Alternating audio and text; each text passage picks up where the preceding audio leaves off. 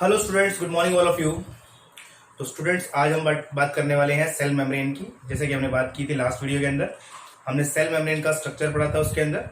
और अब हम उसकी सेल के जो सेल मेम्ब्रेन है उनके फंक्शंस के बारे में पढ़ते हैं, किस तरीके से जो सेल मेम्ब्रेन है वो काम करती है। ठीक है।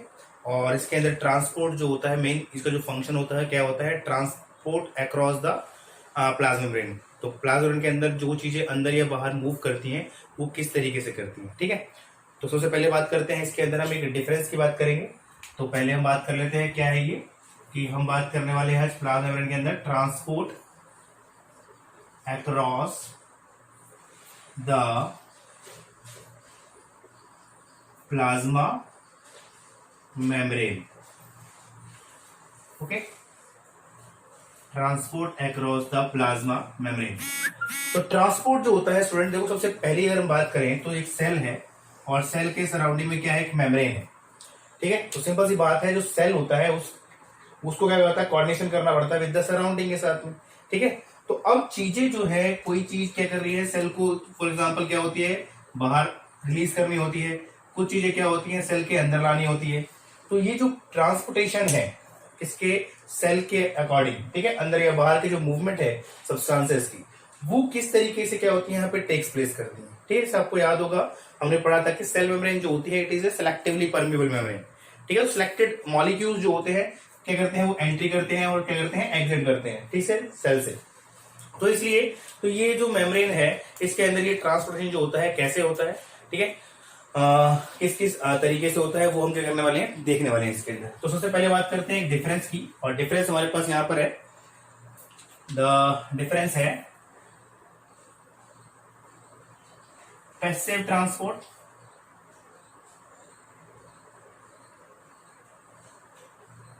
और दूसरा हमारे पास क्या है, एक्टिव ट्रांसपोर्ट। एक्टिव ट्रांसपोर्ट क्या होता है और पैसिव ट्रांसपोर्ट क्या होता है, इसके बीच में डिफरेंस। तो स्टूडेंट्स एक क्वेश्चन आता है, बहुत इंपॉर्टेंट क्वेश्चन आता है कि what are the difference between the active and passive transport. तो जैसे कि हम बात कर रहे हैं कि ट्रांसपोर्ट की बात करने वाले हम सेल के अक्रॉस, तो उसके अंदर जो मेम्ब्रेन होती है वो बहुत इंपॉर्टेंट जो होती है वो क्या करती है, रोल प्ले करती है।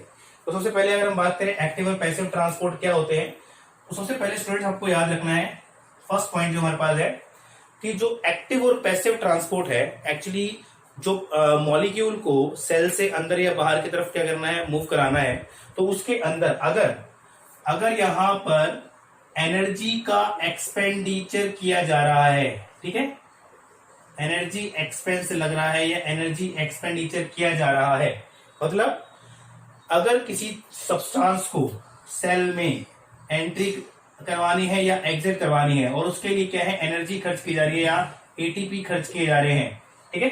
एटीपी क्या होती है, हमारी एनर्जी करेंसी होती है जो हम खर्च करते हैं कोई भी एक्टिविटीज करने के लिए। तो अगर एनर्जी खर्च की जा रही है अक्रॉस द मेम्ब्रेन कोई सब्सटेंस को ट्रांसपोर्ट करने के लिए, तो उस ट्रांसपोर्ट को हम क्या बोलेंगे, एक्टिव ट्रांसपोर्ट बोलेंगे।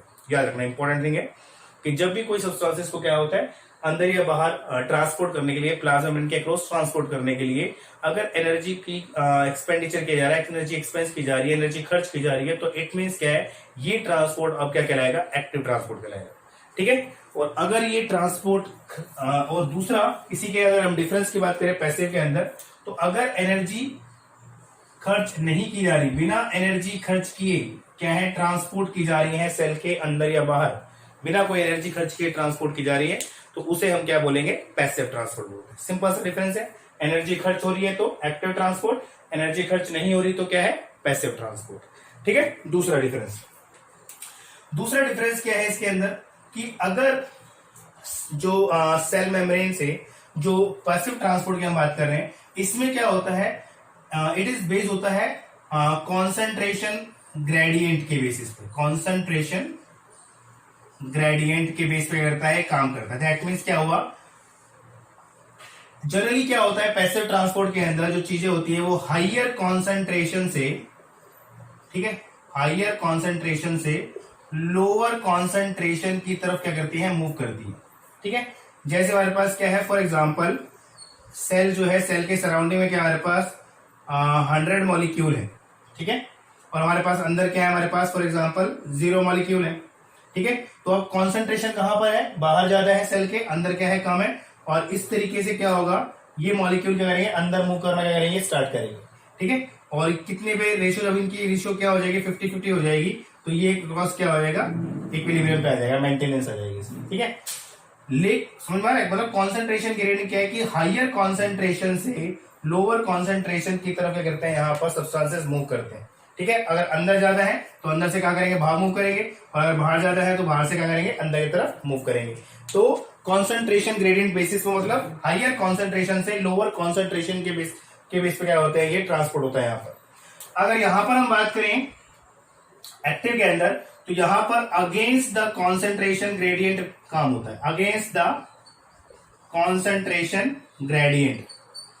दैट मीन्स क्या है, अगर मान लीजिए सेल के बाहर हमारे पास क्या है, 100 मॉलिक्यूल्स है, ठीक है, और या 0 लगा लीजिए या 50 भी लगा लो, कोई दिक्कत नहीं, और अंदर हमारे पास कितने 100 मॉलिक्यूल्स।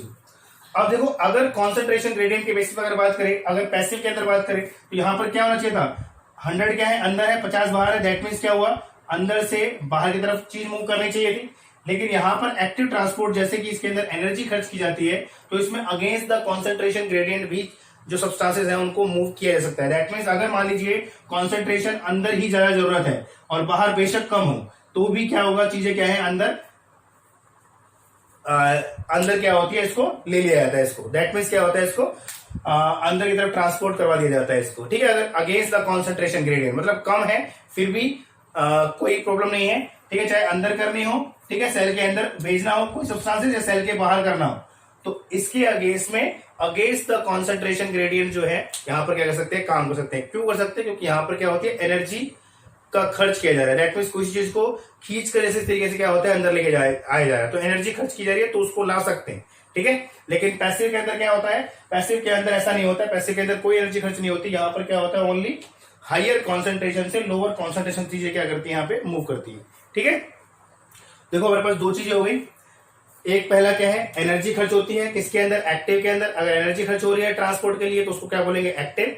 एनर्जी खर्च नहीं हो रही तो पैसिव। दूसरा, यहां पर जो चीजें होती हैं, यहां पर जो सब्सटेंसेस होते हैं वो हाइयर कॉन्सेंट्रेशन से लोअर कॉन्सेंट्रेशन की तरफ मूव करते हैं, और यहां पर अगेंस्ट द कॉन्सेंट्रेशन ग्रेडियंट भी जो सब्सटेंसेस है उनको मूव कराया जा सकता है। क्यों, क्योंकि यहां पर क्या खर्च होती है, एनर्जी खर्च होती है। ठीक है, समझ में आ गई। तीसरा पॉइंट देखो यहाँ पे, तीसरा पॉइंट हमारे पास यहां पर ये है कि अब यहां पे जो ट्रांसपोर्टेशन देखने को मिलती है, तो वो ट्रांसपोर्टेशन यहां पर कैसी होती है, ये स्लोअर प्रोसेस है। ठीक है, ये क्या होती है, एक स्लोअर प्रोसेस होती है। कौन सी, पैसिव ट्रांसपोर्ट।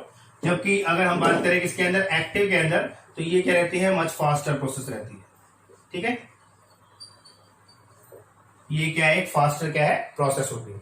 इसके अलावा और अगर हम बात करें इसके अंदर, तो इसके अंदर स्टूडेंट्स अगर हम और बात करें यहाँ पे, तो यहां पर स्टूडेंट्स क्या होता है, जो अदर फैक्टर्स है, जैसे हमारे पास बात करें टेम्परेचर। ठीक है, टेम्परेचर हो गया हमारे पास, या हमारे पास क्या हो गया, मेटाबॉलिक इनहिबिटर हो गया।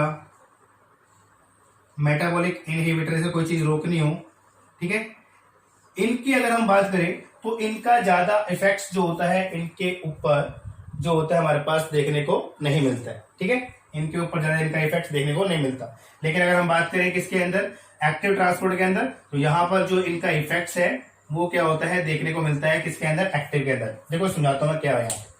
जैसे हमारे पास क्या है, टेम्परेचर है, तो टेम्परेचर मान लीजिए यहाँ पर क्या हो गया, लो हो गया, फास्टर हो गया, तो उसकी वजह से जो अगर हम बात करें ट्रांसपोर्टेशन जो रहती है अक्रॉस द प्लाज्मा मेम्ब्रेन, उसके ऊपर कोई ज्यादा इंपैक्ट जो होता है उसका देखने को नहीं मिलता है।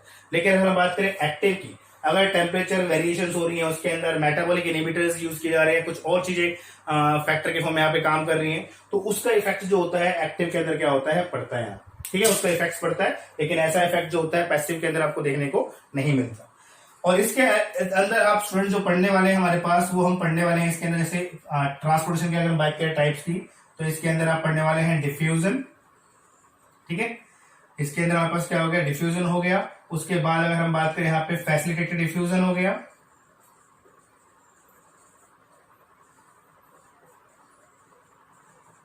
ठीक है, इसके अंदर अगर हम बात करें तो यहाँ पर आप हम जान हमारे पास क्या, यहाँ पे पंप देखने मिलते हैं आपको, जैसे पंप क्या हो गए, पोटेशियम पंप हो गए, सोडियम पंप हो गए, सोडियम पोटेशियम पंप हो गए, ठीक है। फिर एंडोसाइटोसिस हो गया, एक्सोसाइटोसिस हो गया, ठीक है। ये जो है हम इसके अंदर क्या है पढ़ने वाले हैं, ठीक है। तो हमारे पास स्टूडेंट ये था active and passive transport. Active का मतलब जो एनर्जी खर्च करके जो ट्रांसपोर्ट ट्रांसपोर्ट किया जाता है, बिना एनर्जी के ट्रांसपोर्ट किया जाता है, उसे हम पैसिव बोलते हैं। इसके अंदर क्या होता है, concentration gradient, that means higher concentration से चीजें जो होती है लोअर कॉन्सेंट्रेशन की तरफ मूव करती हैं। यहाँ पर अगेंस्ट द कॉन्सेंट्रेशन ग्रेडियंट जो है उसको भी मूव कराया जा सकता है सब्सटेंसेस को। फिर अगर हम बात करें तो ये एक स्लोअर प्रोसेस है और ये क्या है, एक फास्टर प्रोसेस है, ठीक है। इसके अंदर अगर हम बात करें तो टेम्परेचर, मेटाबॉलिक इनहिबिटर इनका इफेक्ट पड़ता है। और इनकी अगर बात करें तो सॉरी, टेम्परेचर मेटाबॉलिक इनहिबिटर का इफेक्ट जो होता है वो ज्यादा देखने को नहीं मिलता है। लेकिन अगर हम बात करें इसके अंदर एक्टिव के अंदर, तो इन सबका क्या होता है, इफेक्ट पड़ता है इसके ऊपर, रिएक्शन के ऊपर। और यहाँ पर आप पढ़ने वाले हैं डिफ्यूजन पढ़ने वाले हैं, ऑस्मोसिस पढ़ने वाले हैं, फैसिलिटेटेड डिफ्यूजन जो है वो पढ़ने वाले हैं। और इसके अंदर आप सोडियम पंप, पोटेशियम पंप, ये हमारे पास क्या है, कुछ पंप्स होते हैं जो एनर्जी बेस्ड होते हैं, ठीक है। दैट मीन्स जो एनर्जी खर्च करके क्या करते हैं, ट्रांसपोर्ट करने में करते हैं, हेल्प करते हैं, ठीक है स्टूडेंट्स। तो ये था हमारे पास transport across the plasma membrane, ठीक है। अभी के लिए इतने students, thank you so much.